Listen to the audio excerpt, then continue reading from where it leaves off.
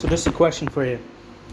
Have you ever looked, have you ever went to a park, a kid's park even, and saw homeless people tenting and living right beside a kid's park?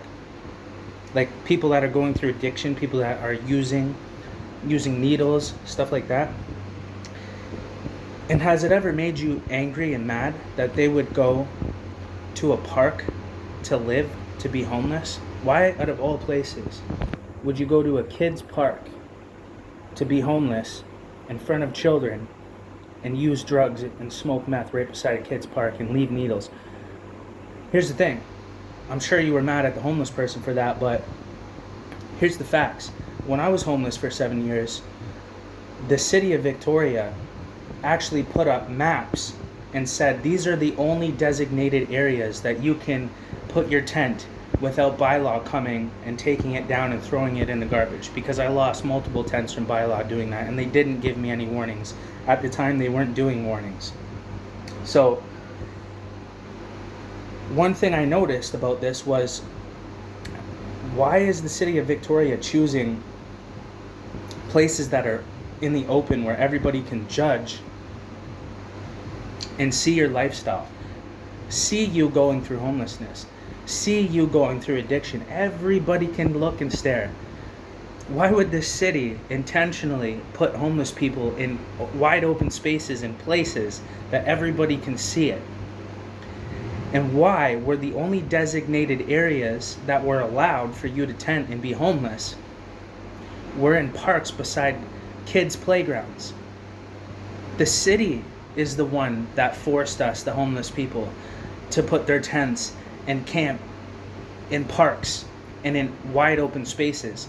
Every single designated area, even if it was at Beacon Hill Park, was on grass in front of everyone that everybody could stare at you and see. And it puts you more at risk. It puts you at risk of people that don't like homeless people, that might just set your tent on fire, that might just kick it down and, whatever, pee on it, spit on it. This happens, right? There's a lot of evil, sick people that project their hatred towards the homeless because they have nobody else to blame, even though it's your government and it's your city that's ordering all of these things. And by the way, it's actually the BC government that's creating the poverty and addiction intentionally because they're profiting from it. If you don't believe me, go to victoriabcprofits.ca for the evidence of that.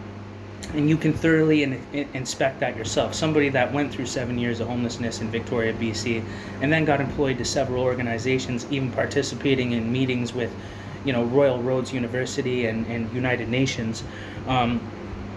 The whole thing was a Ponzi scheme. The whole thing was a pyramid scheme, and it's all to capitalize and profit from homelessness. And the reason why the city intentionally forces homeless people into wide open designated areas, and if you go anywhere else, if you try to hide in the bush in Beacon Hill, which is what I did, I went to hidden locations that were surrounded by bushes that nobody could see me, nobody could judge me, nobody could harm me, nobody could steal from me, because I'm trying to hide from thieves, and I'm trying to hide from city bylaw throwing my tent out. I'm trying to hide from society looking at me and judging me and telling me to go get a job when I'm in the process of doing so. So a lot of hatred that I don't need to have that projected to me, and I don't need to put myself at risk. So I would try to hide in little hidden areas, and bylaw would crawl in there, find my spot, take my tent down, and throw it in the trash. Literally, I lost documents to get my ID, I lost brand new shoes and clothes that I needed, and then I tried to go to a homeless shelter and they were all full and there was absolutely nowhere to go. And they wouldn't even give me a blanket. Our place, the Salvation Army, Rock Bay, they wouldn't even give me a blanket. And it was literally sometimes in December when this happened to me. So I couldn't understand why the city would contribute to this problem. Why would they put you in a wide open space where everybody can see you and judge you and put you at risk? And why would they intentionally put homeless people that are going through addictions in children's parks? The city did that. This is not the choice of the homeless. The homeless get removed and their tents and their homes taken down and all their stuff thrown out if they go anywhere else outside of the designated places that the city of Victoria enforce them to go to, right? If you don't go to these places and you try to go anywhere else, then they'll throw your stuff out and your tent down, bylaw will come and everything else. But here's the thing. The reason why the city of Victoria is doing this, and even the BC government, is to put the problem in front of everybody's face, right? So that way they can say, hey, there's a big problem with homelessness and we need your financial support. We're raising funds and we need your financial support to help fix this problem. And then they suck all the resources from the federal government, hundreds of millions of dollars per year, over $500 million per year generated around poverty relief and homelessness in Victoria, BC, right? And none of it, pretty much like less than 5% of it goes towards the cause, or actually towards the homeless people. And the 5% they do use that is towards the cause or the social issue, they literally intentionally keep people in scarcity, keep people in lack, so that way they continuously have to rely on these services and resources, so that way they can continue to request funding and keep themselves employed and keep the pyramid scheme going. They intentionally create homelessness, prolong homelessness and addiction to keep everybody trapped in it, so they're reliant on government and on their system, and it goes right back into the pharmaceutical industry. I already showed, and so there was a documentary called Canada's Dying that has like over 1 million views in a week, that proved and showed that the British Columbia government is actually now bought out Purdue Pharma, which is the main pharmaceutical distributor in the world. Really, actually, they're originally out of the States, and now they have branches in Canada all over, and they control the entire pharmaceutical drug trade. And they've actually been caught intentionally causing destruction through Oxycontin, creating this addiction pandemic. And now they've created this other, front, which is harm reduction, in order to keep that going, because they want people on drugs and they want people homeless, because they're the ones selling the drugs and they're the ones benefiting from the funding around homelessness and poverty. So before you go and you look at a bunch of homeless people in a park beside kids smoking meth and doing needles, you can go ahead and thank the British Columbia government for that, which is the drug dealer which bought out Purdue Pharma. And you can go look into this, and I made another video about this, and I'll link it in the description, okay? They're the ones doing this, and they're the ones capitalizing and profiting from it. Now, you might not understand that, and it's really hard to understand, because you would say that the government has to put out hundreds of millions of dollars towards this social issue. But there's something that you don't understand, because you don't understand business, and you don't understand return of investment, and you don't know how charities and nonprofits actually operate, okay? And all their different layers and the factions, including the board, and how it's set up to actually escape ridicule and also legal action against them. They have an entire legal system that defends them in committing legal fraud and frauding the community and frauding, taking advantage of funding, and it's all to keep themselves employed. They are creating opportunity for themselves and nobody else. I know, because I did 7 years homeless, and I got employed to all these organizations claiming that they're advocating for homelessness, and it turned out that wasn't the case at all. In fact, after I had, been employed to several different organizations and worked in the community, I was in magazines, news articles, documentaries, I still ended up going back to square one, being homeless in a tent, and these people let me fall off the face of the planet. In fact, they contributed to it, and they didn't care what happened to me after. I never heard a word from them. Now, this is somebody that doesn't use drugs, doesn't smoke cigarettes, doesn't drink. The only thing that I did do was use cannabis, smoke weed, which for a season, and I started using oil, and that's for depression, insomnia, which I'm diagnosed with. So I would rather take a natural route than the pharmaceutical route, and then become a drug addict by design systematically, because that's what it does to you. You don't have to abuse the drugs to become addicted to them. They're highly addictive, and you will become addicted whether you abuse the dosage or not, or you use it longer than you're supposed to. They intentionally cut you off in a sensitive, vulnerable state, so that way you have to go to the streets to go get it.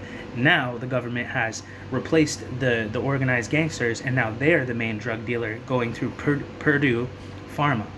Okay, they bought it out after they sued Purdue Pharma, because you know why? Purdue Pharma is from the States. They came out here and capitalized and took advantage of the drug trade, and the government was like, nah, you can't do that. We're the ones that get all the money, not you. So then they sued them for hundreds of millions of dollars and then bought them, and now they're operating through Purdue Pharma. The British Columbia government is operating through Purdue Pharma.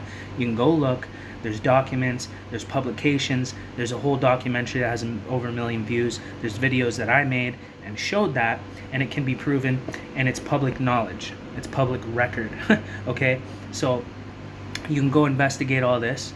Go to www.victoriabcprofits.ca, and you can also look on YouTube for a documentary called Canada is Dying. So before you get mad at the homeless people, just remember that it's your city, your government that is creating this addiction, creating the poverty, creating homelessness to keep people reliant on their services, so that way they can keep their $200,000 salaries per year, and they can continue to extort you and take advantage of the public, lie to the public, lie to the community, put on a display like they're heroes doing hero work, when meanwhile they're actually capitalizing, profiting from it, over $500 million a year, and none of it goes towards the homeless. Because I was out there was nowhere to shower, hardly anywhere to eat, and everybody said, oh, there's all these resources and there's this everywhere, you can go, employment center. It's all a lie. It's all bogus, okay? Until you become homeless, well, you know this to be a fact. So there's people like me that have went through a decade and more of homelessness, 15 years in total across Canada, but 7 years in British Columbia, and the majority of those 7 years was in Victoria, BC. Okay, so here's the thing. I've dedicated myself to exposing this now because it's heartbreaking, it's devastating, it's pure wickedness and evil, and it's mass genocide of the homeless. And it's intentionally creating drug users and keeping people on drugs so that they can continue to profit from it. Now, you might find that hard to believe, but like I said, I have business cards that I've created, and this is out of the little bits of money that I don't have, now that I'm not employed anymore, because they wouldn't make space for me, and they in fact stopped me from being able to get involved in that field because it's full of fakes and frauds with fake lived experience stories that don't really exist in real life. They're not from the streets and never been through addiction, but they're raising hundreds of millions of dollars in the name of homelessness, mental health, and addiction. Okay? And I've named off every single organization and broken the structure and infrastructure down of their system and how it all ties into the government, how it ties into nonprofits and charities. And I have a unique experience, right? And it's just devastating. And I knew something was wrong when I was going through homelessness, but I couldn't prove it until I got employed to the same field of these bloodsucker, vultures, culture vultures that are taking advantage of this, okay? And it is mass genocide. It is. People are dying because of it. People are deprived of everything that they need, and the lack is not really there. The money is there. The funding is there, but they have used it, sucked it all up for themselves intentionally. Because if they fix and solve the problem, there's no need for a solution, which means there's no need for them, no need for their agencies, no need for their nonprofits and their charities, and there's no need for them to be raising funds anymore and money. They would have no excuse. And then people would clearly see, okay, but there's no homeless anymore, we've solved that problem, but why are you still raising millions of dollars around homelessness when the issue has been solved? So then they would get caught committing fraud openly, right? But unfortunately, they have an entire legal system that supports this, including the BC government, BC Housing, and the whole thing is a pyramid scheme. All the charities and nonprofits are all behind closed doors. The individuals, the CEOs, and the employees, the people that work at these places are all friends, literally on Facebook, laughing at each other's posts and and bragging about their multiple trips to Paris and their humanity awards, and they haven't really done anything to help anybody. In fact, they've intentionally contributed to the problem to keep their jobs. So this is a big problem. So I just wanted to clear that up about the people that are camping at parks. The city did that, forced us to legally, and if we don't comply with tenting in parks beside kids' playgrounds, then bylaw comes and tears all our stuff down and throws it all out and says that they gave us a warning when they didn't. I know because I went through it. This whole city is a liar. Okay, the system is corrupt. It's the most wicked thing I've ever seen in my life. It's the most evil thing I've observed. These people, they're weak, they're cowards, they think they're tough, they think they're intelligent. These are, Freemason, elite, globalist, Illuminati. Really, it really is like that, royal family. And from being homeless, going through these charities, organizations, nonprofits, getting employed, doing investigating their finances, who controls the revenue, what legal entity regulates these charities and nonprofits, which is a lawyer named Mark Bloomberg out of Toronto that deals with primarily nonprofits and charities, defends them. So he knows every legal loophole possible. And he also owns Charity Data. And Charity Data is the entity that all these nonprofits and charities and organizations in Victoria, BC, and BC in general have to input their revenue yearly because they're public entities, right? Right. Mark Bloomberg owns Charity Data. Criminal charity law, or he owns that too. So the law that deals with charity and nonprofits, and he's a lawyer, so he knows all the legal loopholes in order to get away and play the system and get away with fraud legally. He knows all the loopholes and avenues and ways to exploit the system to get away with fraud legally. And he's the one that is actually behind the public revenue or financial entity that displays these nonprofits and organizations' yearly revenue and expenditures. They lie about their expenditures. They cut millions of dollars in cost. They're supposed to have 100 employees when they only have 8 employees, and that cuts their employee costs by millions of dollars per year, and they pocket that. The food that they're supposed to actually buy, quality food, with that budget, the food budget, they actually cut that cost by getting donated food and food that gets thrown out from grocery stores and all these other stores that can't be sold anymore by the Food and Safety Health Act, and then gives it to the Salvation Army and all these other places. And now the homeless people are eating expired food, just expired, just enough, whatever. It's still good, yeah, I get that, but you try living off that for 7 years, 10 years, and getting colon cancer, getting liver disease, and getting all kinds of other illnesses and sicknesses because you're not meant to be eating things that are fermented and expired for prolonged periods of time, okay? It keeps people sick, keeps people homeless, and the system is designed to keep people sick, homeless, and on drugs, and contribute to their mental health in a negative way, systematically by design.